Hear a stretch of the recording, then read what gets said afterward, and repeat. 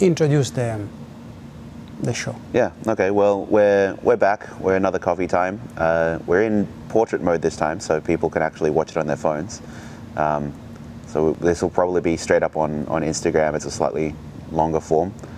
We haven't caught up in a little bit. There's been a few big comps, World Uni Games, World Champs, sort of the end of the season now. Everyone seems to be on the summer break. We let the world go on with the fencing. The main competitions are usually in July now, no? And we can restart as much as in Australia the season carries on, really. But in a different way, we are aligned with the rest of the world. But truth is, we do January to December, and that cannot change for many reasons, schools, work, and so on. Let's talk about Worlds. Tell me what I saw. It was pretty much Japan and Hungary the whole way for the men's, and then the typical stronger countries, barring Italy, were all pretty much there. Yeah, Ukraine, Estonia in the women's. What do you think about Japan? They've had their Olympic champions. Yeah. They've had a Ukrainian coach for 10 years, I believe, or maybe more, and now he stopped. So I guess it looks like his work keeps going. Yeah, it's the same team that was there for ages, and they just seem to be. They're a good example of a team that have always been solid, in the sense of all four of them have quite good individual results. So you have a team composed not just of one outstanding. Obviously, you have Kano winning the individual, but you have not just a team of one outstanding individual, then a few others, but you actually have a team where every person could be on any given day. They're not incredibly big. They are. They just don't look that big. They're all above 6'1", 6'2" still. All right, but we had in times we had still now the French team or the last, like 6'5", the second last generation. They were like basketball players. They come out some of the Kazakhs or Uzbekis people huge, not to mention the Scandinavian people. They are big, but they're not basketball players. They're more normal size fences, I guess. Normal, good tall athletes. Why do you think, for instance, out on the Asian countries, Japan is considerably small fencing wise? It's famous there. It's big, meaning like there's a good number of people, but it's got nothing to do with the numbers the Chinese have, for instance. Why Japan has become so top and not China, for instance? There's a few combinations of things. I think, first of all, the fact that as a country as a whole, they're all adhered to whatever the head coaches. So they're obedient. So there would be many others. But it's not just to be obedient. It's the fact that they trust in the head coach, which means that they all have.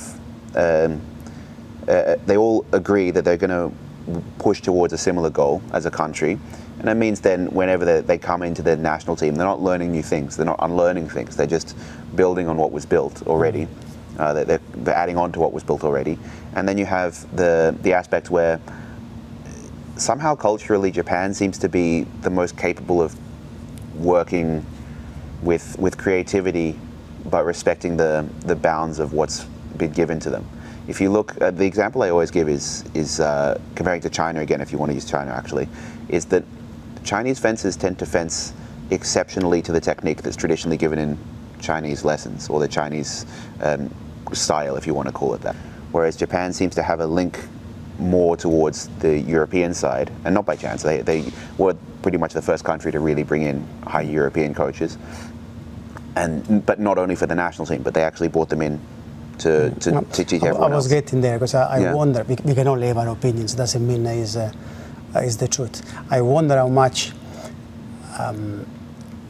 even European coaches from 2005, I think it was the moment where they after Havana, right? Precisely, Havana was actually the first World Championship with coach, Ukrainian coach there in foil, and then he came his teammates, colleague for Repeto. And Hong Kong followed in a very similar pathway. With all respect, the big change of Hong Kong happens with the European coaches. Yeah. It's a fact. Sport, you can say things around, but a small country like Hong Kong with very average numbers in fencing has become a top foil country. And not just with Chung Kalong before, now also in epee, yeah. Choi won the individual and epee. Women's epee has been... And Sabre, they are doing well. Can we say that maybe, with the right guidance, which is not just technical, it's also as personality, which brings the mental part, the mental approach, the mix, as you mentioned, of creativity within the boundaries of mechanics, let's call it. So they make a good mix, a good balance that works, and not focus on one element only, but on many, mixed with the quality also. A lot of Asian athletes have and dedication, and as I mentioned, obedience before, but in some countries actually transforms to trust and believe in what in Japan they call sensei, So in their coach, there's a lot of respect. That kind of mix becomes balanced, strong, consistent, Definitely Hong Kong and Japan are two very good examples about this. And I also think it's the fact that they, as countries, sought out a way to build themselves, because they really came from almost nothing relative. And China historically have had more success going back. It was the first, longer. of the Asian countries. And so you tend to find that when a country is either successful or thinks they're successful, they're far less likely to be willing to change in a large scale to overhaul things. Reflective even in where we are now. When countries have a perception of success through whatever they've done, even if what they've done is nothing and it's been an exceptional individual, it often results in an unwillingness to actually move forward, in the sense of sometimes they need to accept that things need to be changed. It's possible. It's a good thought. Obviously, there are different ingredients. Otherwise, maybe that's the beauty of sport. In every sport, not just doesn't win always the richest or the most numerous or the most powerful or the system that has got more chances. I think the two biggest systems in numbers and in money are US and China. The results, especially for the second one, don't reflect this amazing power difference. They're small little countries that win gold medals. That shows that the quality of work and the quality of the culture around, as you mentioned, is a mix of humbleness, but also confidence, trust, and there's so many ingredients. Like a nice dish can do the results. It's not so mechanical like somebody wants to make people believe that you take A, you take B, you take C. You need to put these ingredients in the right way, and they're not always in order. I think good, because sport gives us these big surprises or these big stories, because it's nice. What about women? I was going to say the big story, I think, on your side then would have been Kiefer finally winning a world championship. I was surprised. I didn't realize she'd never won a senior world championship before now. She never did the same way of Chung Kalong in men foil, 2 Olympic Games but no world championships. But tell you, the Aaron Zilage, yes. Either he's won one or none. He won one, the year after he won the 3 games in a row. And but he won 3 Olympic Games. And I don't know if it adds or not to people who have won also multiple Olympic Games, not just one, but the more they win, the more it makes these people iconic and historical, I would say. So Kiefer definitely would deserves a world championship, but even if she wouldn't win into Olympic Games, already is big, and she's a good example of what before we were saying about quality in a small, not a top athletic body like in a big, some other guys are bigger, but again, there is creativity, there is feelings, there is distance, there is determination. There's so many things in there.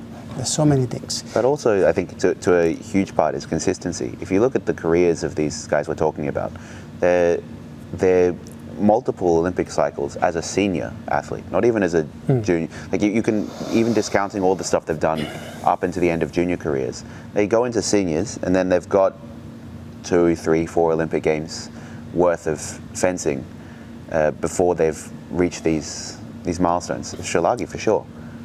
And others, even if some people we miss because they didn't win the Olympic Games, but they're always there, no? Yeah, Arrigo's been around for... Over a decade, 15 years since I was in Italy still. Because we said it a couple of weeks ago in one of the little article I write.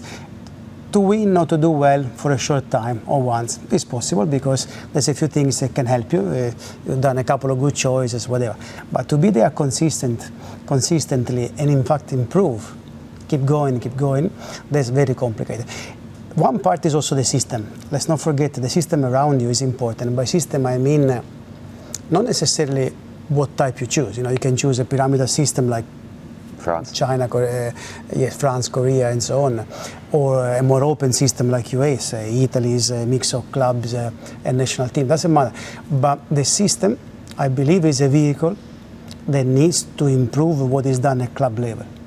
There's no way that any country in the world, we can make any example, I'm happy to talk about it, that the club can compete with the national team. But then the national team needs to become like a good, like a bus, literally, that takes people from level 5 to level 9. But to do this, independent from what system you choose, you need people competent, honest, of course, because the honesty of the way you coach, the truth in what you're doing is important. You're not just there to tick a box. We go back to what we said at the beginning.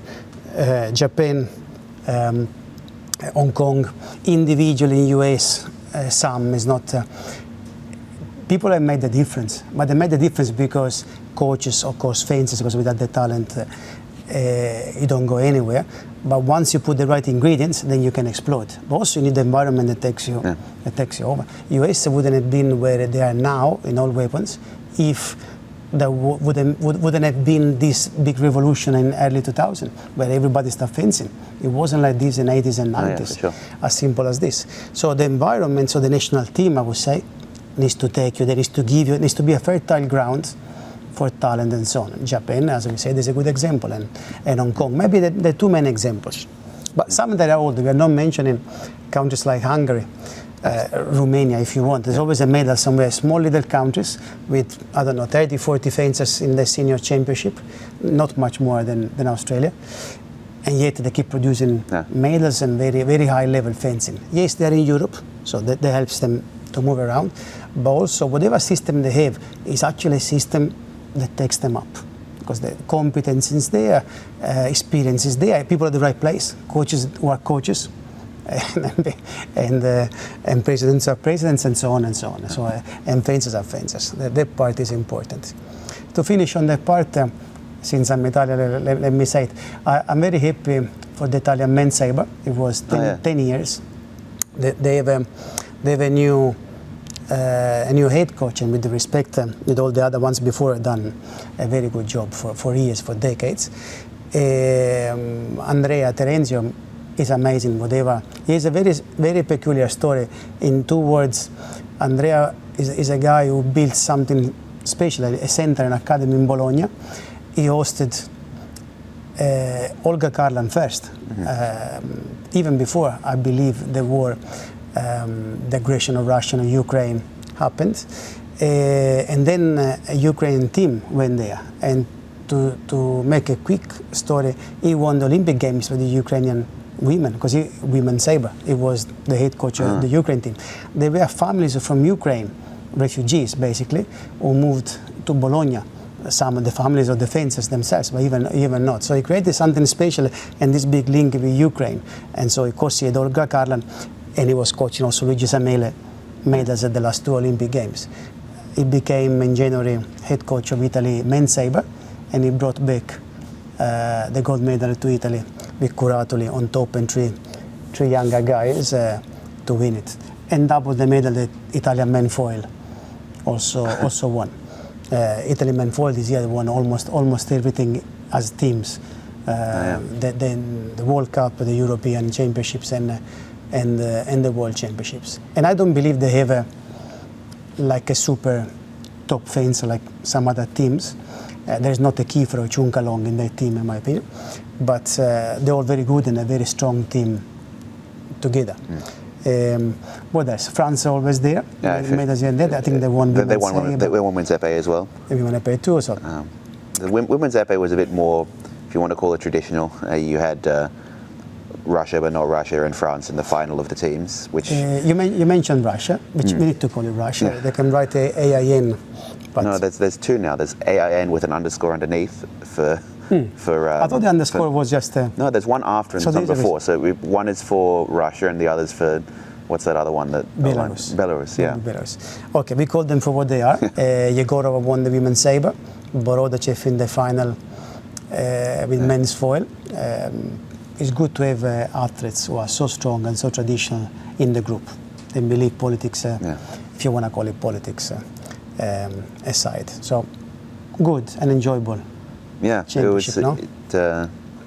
There's a good mix of like some of the new generation coming through, but still Borodicev's a good example. He was someone that we saw even as a junior, Aix-en-Provence World Cup and stuff like that, for a long time, and then obviously disappeared and all the other things. But I think he was off in the States for a while. But you have all these guys who have. Again, it comes down to that perseverance aspect. The Aix-en-Provence World Cup I'm talking about would be in a decade ago, when sort of everyone was, late teens, sort of. It was always in Verona. Of course, it takes time to build, but when you build properly and the system that you have around, again, the environment, as I said before, it supports you, then it keeps going. And this is beyond the name. It's not like one person. It's a team, it's a group of people. And you don't need 25, you need 7 or 8. Hungary or Romania, they're a good example. The Romania women's foil was a bit interesting in the World Champs teams. 45-4 in the 16. Well, they got, because the team against Italy bumped into Italy too much. However, they keep doing, in sabre, especially sabre. They got some young people. They've got the junior world champion right now, isn't it? Romania? Yes, Kovalyou. Yeah. Both Kovalyou was their father won the Olympic Games in Sydney, and the son and the daughter, that they are excellent fencers. Even the mother, I think, wasn't the mother also a fencer as well? I don't know. When I say something, it's possible. In fact, she's always with them. I don't know. So I don't have social, so I don't know. But if I would see the name, I would remember. Anyway, besides them, they always have the good little team, and they get a medal no matter what. Hungary in foil in a Pevino is amazing. It's been a while for them since they've been on the. Since I do fencing, I always seen the Hungarian foil 2 steps behind comparing to the sabre and the épée. But they start building a team, and I believe 7 or 8 years ago, I saw the very same team in the junior level, and I remember saying to somebody, this is a team that goes far. They're fencing differently, they're fencing modern, plus they got the traditional understanding of fencing. So great value to the system, the coach, and everything. So I think they got bronze in the end in teams, plus bronze in the individual with Zemish, I guess. Yeah. So that's big. If you work and if you got the right people that build in time, right people, everybody the same place, the right system, the right environment, national team, results can be achieved almost by any country. Almost by any country. And then we look forward now. What's the next? I think we don't have much until 6 weeks. We have kind of a mini break, because I don't think it's 5 weeks still. From at the world level? No, for us. 5 weeks until the next national events. We go 5 weeks until the national events. Our guys are having a mini break. Some went to university, so some they've been around. Some they went to World Championships, of course. We're working. Truth is, for us, it carries on. It doesn't really stop. It doesn't really stop. Maybe the older ones who had competed in July, we given a little break. It doesn't change for us mostly because we have a year season, first of all, but also it's our belief of working consistently over time. And since we don't have a professional system, so people are not doing fencing as a job. So it's not like they have a break 1 month in the middle of something. During the season, they miss time because they work, they study, families, whatever. Everybody's got this and maybe all of it. So every moment is important to work. Maybe this, for some, as is happening, is the most important time to train, because They're not in year 12, they're not working, they don't have a son or a daughter yet, or somebody to run to, and they can work. So we need to take whatever we can. This is Australia. We cannot copy the rest of the world because we are not even close to the rest of the world, meaning like there will be a difference in that sense. What do you think then worlds has left us as a teaching story, if there is anything? We talked about small countries or sometimes even individuals doing something. I mean, what do you think? I think whenever you look at a competition, it's always tempting to take away some specific thing from some specific fencer, but I don't think overall it's overly useful to do that, right? I think a lot of people will see, Kano did a certain hit this way, so that must be the next thing to do. The next magic touch. Yeah, exactly. If there was a magic touch, someone would have worked it out ages ago and then won everything. The closest maybe was the 70s with Maester, but the more the message I see is that this is like the fruition of systems that we were saying have been decade plus in making, or the continuation of otherwise a very good solid country in continuing fencing. Planting seeds. Yeah. Building. Yeah. Over time, building for the long term too. And if you want to, what you want to take away from a club level or from the level that we have it in our center, then it becomes what parts can we emulate? And the reality is you can't emulate a Kano who can do 15 million different things in 1 second, and then you can, but it doesn't produce the quality that we actually. We don't need to emulate the individual. Yeah, we need to emulate the system as much as we can. The principle, as we said, you need to plant the seeds. The seeds need to be planted by the right people, not everybody. Not everybody can be a surgeon by surgeons. Yeah. Not everybody can be a plumber by plumbers. In this, I have no doubts. In a time in a society where everybody wants to do everything, I think everybody has to do their part. Planting the seeds and building. Yeah. With experience, with competence, with honesty, is very important because they become solid. It becomes a solid structure, and a club level is the same of a national team in the same. Just changes the level, the money, the finances. I don't know, but it's the same story. You need to build and go forward with the competent people. Yeah. Then, if it comes out, you mentioned Kano, I mentioned Chung, and so on. That's different. It's a different story. That's the exception. But the truth is, when you see a club that has got a group of people that love training together, they are competent and they like to fence, and many, not just one or two or three, that means that the job is pretty good.